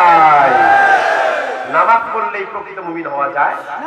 রোজা রাখলে প্রকৃত মুমিন হওয়া যায় না। লা ইউমিনু আহাদুকুম হাত্তা আকুনা হাব্বা ইলাইহি মিন ওয়ালিদিহি ওয়া ওয়ালাদিহি ওয়ান নাসি আজমাইন। আলহামদুলিল্লাহ বলি। রাসূলুল্লাহ সাল্লাল্লাহু আলাইহি ওয়াসাল্লামের হাদিস যে নিজের বাবা, নিজের মা, নিজের সন্তান, নিজের ধন সম্পদ, নিজের স্ত্রী, নিজের বাচ্চার চাইতে যদি প্রয়োজন হয় নিজের জীবনের চাইতেও যদি যতক্ষণ পর্যন্ত কোন মুমিন বিশ্ব নবীকে বেশি ভালো না বাসবে সে কোন মুমিন হতে পারে? এটা কার কথা? রাসূলের কথা, আল্লাহর কথা। কথা বলেন ঠিক কিনা? আমার ভাইয়ের 2 নম্বর ব্যাখ্যা হলো বিশ্ব নবীকে বলেন কে বলেছে আপনার সন্তান নাই আপনি জানেন না? বিশ্ব নবী দুনিয়া থেকে চলে গিয়েছে, কিন্তু বিশ্ব নবীর উম্মত আলেমদের মর্যাদা কম না বেশি? কথা বলেন কম না বেশি?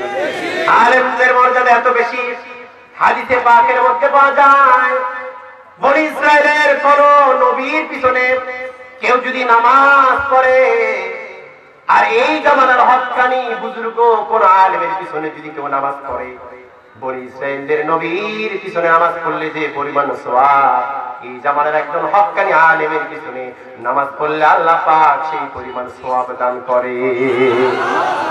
কারণটা একটাই, এই আলেমেরা হচ্ছে নবীগণের ওয়ারিস। কথা বলেন ঠিক কিনা? যেহেতু সময় নিয়ে আমি শেষ করতে চাচ্ছি, শেষ করে দেই নাকি বলেন? প্রধান বক্তা চলে আসবে। আসলে কথা বলতে হয় 2.5 ঘন্টা 2 ঘন্টা, না হলে তো কথাই বলা যায় না। একটা বিষয় হাতে নিলে তো সব বিস্তারিত না বললে বোঝা যায় না। আর যারা কিচ্ছা কাহিনী বলে তারা এক পাশে ধরবে আর এক পাশে শেষ। কথা বলে ঠিক কিনা? আসলে আমরা তো ভাবে বলতে পারি না। আমরা চেষ্টা করি কোরআন হাদিস স্টাডি করে একটু মানুষকে বোঝানোর জন্য, বলার জন্য, যাতে মানুষ এখান থেকে কিছু পায়। কথা বলে ঠিক কিনা?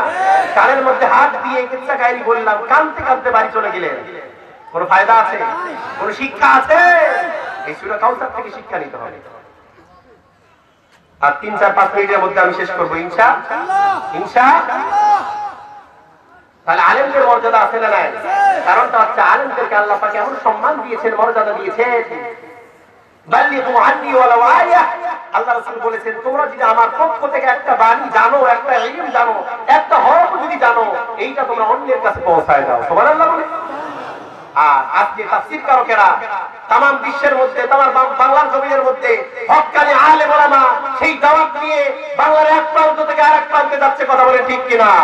আজকালকার মানুষ, এখনকার যুবকেরা ক্রিকেট খেলা ভালোবাসে না, বিপিএল এর লোক নাই, কিন্তু ডক্টর মিজানুর রহমান আজহারীর কালকের মাহফিলে 10 লক্ষের বেশি শ্রোতা হয়েছে। কথা বলে ঠিক কিনা? কালকের মাহফিলেও একজন বিধর্মী, একজন হিন্দু মুসলমান হয়েছে। কথা বলে ঠিক কিনা? জনপ্রিয়তা বেশি হওয়ার কারণে একদল বিধর্মী, একদল, আমি এদেরকে কি বলবো, বলার ভাষা নাই, এরা নাকি আলেম। এরা কোন শ্রেণীর আলেম আমি জানি না, আমি হাদিস করি। আল্লাহ রাসূল বলেছে যে আলেমরা আগে জাহান্নামে যাবে, আলেমেরা আগে জান্নাতে যাবে। এদের কার্যকলাপ দেখলে বোঝা যায়। ডক্টর মিজানুর রহমান আজহারীকে নিয়ে যারা বাজে মন্তব্য করেছ, যারা মুখের মধ্যে, ছবির মধ্যে জুতা লাগিয়েছ, তাদেরকে হুঁশিয়ার করে দিতে চাই, ডক্টর মিজানুর রহমান আজহারী সরাসরি মানুষের সম্পদ। কথা বলে ঠিক কিনা? ডক্টর মিজানুর রহমান আজহারী বারবার আসবে না জমিনের মধ্যে। এরকম তাফসীর কারক একজন পেয়েছিলাম, আজকে তিনি একটু আড়ালে আছে, তিনি নাই, তার ভূমিকা পালন করতেছে ডক্টর মিজানুর রহমান আজহারী। আমি হামজা আব্দুল্লাহ আলামির। কথা বলে ঠিক কিনা? কারণটা হচ্ছে কোরআনকে দমন করা যাবে, কোরআনের হক কথা চাপায় রাখা যাবে। আমাকে আজকে কথা বলতে দিবেন না, আমি কালকে মারা যাবো, আমি অসুস্থ হব, আমি কথা বলবো না। আল্লাহ তাআলা আরেকজনের মাধ্যমে এই কথা বলায় নিবেন তো নিবেন। কথা বলেন ঠিক কিনা? কারণ কোরআন আছে যতদিন এই দুনিয়া আছে ততদিন। কথা বলেন না যে কোরআন নাই, কোরআন নাই। আমি আজকে কিয়ামতের আলামত সম্পর্কে বলেছি, কিয়ামত কখন হবে? 10টা আলামত আছে। কয়টা? জোরে বলেন কয়টা? 10টা আলামত বলতে গেলেও তো 1 ঘন্টা। তার মধ্যে শুধু এতটুকু বলতে চাই, জিবরাইল আলাইহিস সালাতু ওয়াস সালামকে বিশ্ব নবী সাল্লাল্লাহু আলাইহি ওয়াসাল্লাম জিজ্ঞেস করলেন, ও জিবরাইল, তুমি তো আমার কাছে 4000 বার এসেছো। কয় হাজার? 4000 বার আমার কাছে এসেছো রে। আমি যখন দুনিয়া থেকে চলে যাব তুমি কয়বার আসবা? জিবরাইল আমিন বিশ্ব নবীকে শোনায় দিয়েছেন, ইয়া রাসূলুল্লাহ, ইয়া হাবিবাল্লাহ, আপনি যখন দুনিয়ার থেকে বিদায় হয়ে যাবে আমি আর বেশি আসবো না, মাত্র 2 বার দুনিয়ার মধ্যে আসবো। কথা বলেন ঠিক কিনা? মাত্র 2 বার আসবো। এই 2 বার কাজ হবে আমি আল্লাহ, একবার কাজ হবে আল্লাহ রাব্বুল আলামিনের যে কালামুল্লাহ শরীফ আছে, আল্লাহ রাব্বুল আলামিনের এই কালামুল্লাহ শরীফ আমি তোলায় নিয়ে যাব। এই কোরআন আর কোরআন থাকবে না, মানুষের কোরআন সাদা এই কোরআন যা আছে এই কোরআনটার মধ্যে আর লেখা থাকবে না। কিয়ামতের আগে মানুষেরা একটু চিন্তা করবে, এখন কোরআন পড়া দরকার, নামাজ পড়া দরকার। মানুষেরা যখন মসজিদের মধ্যে কোরআন পড়ার জন্য যাবে, কোরআন খুলবে কিন্তু কোরআনের পেজ আছে একটা হরফ আর নাই। কথা বলেন আমার ভাইরা। আর কি করবে মানুষ? বলবে যে হাফেজ কোরআনকে ডাকো। বাপ দাদা বললেই তো 500 টাকা দিলেই তো খতম পাইছিলাম। তাদেরকে ডাকো, তাদেরকে ডাকো, তাদেরকে ডাকো, তারা কোরআন পড়বে, আমরা নামাজ পড়বো। তারা কোরআন ইমাম হবে, কোরআন দিয়ে নামাজ পড়াবে আর আমরা পড়বো। কিন্তু সবাই সূরা ফাতিহা পড়ার জন্য চেষ্টা করবে, একটা বারের জন্য বিসমিল্লাহর বাটাও কারো মুখের মধ্যে আসবে না। কারণ তার থেকে এলে তুলে নেবেন কি? আল্লাহ। তখনই তুলে নেবেন যখন এটার হক কথা থাকবে না। কথা বলে সারাদিন কালেমা পড়ে ভিক্ষা করলে 400-500 টাকা পাওয়া যায়, কিন্তু কালেমার সঠিক ব্যাখ্যা করলে কি টাকা পাওয়া যাবে? না। আমার ভাইয়ের অনেক আলোচনা ছিল। বিশ্ব নবী সাল্লাল্লাহু আলাইহি ওয়াসাল্লাম দুনিয়া থেকে চলে গিয়েছে। বিশ্ব নবী সাল্লাল্লাহু আলাইহি ওয়াসাল্লাম বলেন, এই দুনিয়াতে কিয়ামত হবে, এটা সবচাইতে বড় আলামত হচ্ছে আমি নবী দুনিয়া থেকে উঠে যাব। এটা হচ্ছে সবচাইতে বড় আলামত। নবী আজ থেকে 1500 বছর আগে দুনিয়া থেকে বিদায় হয়েছেন। কথা বলেন ঠিক কিনা? নবীর পড়ার পর যে নবী আসবে না, এই নবীর কাজ দাঁড়িয়ে আল্লাহর ভূমিকা যতদিন আলেম ওলামা করবে, এই নবীওয়ালা কাজ যতদিন চলবে আর যতদিন করবে, ততদিন আসমানে থাকবে, জমিনের মধ্যে থাকবে। আর যতদিন এই নবীওয়ালা কাজ যেদিন বন্ধ হয়ে যাবে, পরের কাজ যেদিন বন্ধ হয়ে যাবে, সেদিন আর দুনিয়া থাকবে না, সেদিন আল্লাহ পাক কিয়ামত চাপায় দিবে। কথা বলেন ঠিক কিনা? সূরা কাউসার আল্লাহ রাব্বুল আলামিন বিশ্ব নবীকে সুসংবাদ দিয়েছেন সূরা কাউসারের মাধ্যমে। কে বলেছে আপনার সন্তান নাই? কে বলেছে পোড়া কপাল? কে বলেছে আপনাকে লেজ কাটা? অনেক ব্যাখ্যা ছিল। কাউসারের 10টা ব্যাখ্যা করতে গেলে অনেক সময়ের দরকার। পরের আয়াতে যাই। আল্লাহ রাব্বুল আলামিন বলেন, ফাসাল্লি লিরাব্বিকা ওয়ানহার। জোরে বলুন আল্লাহু আকবার।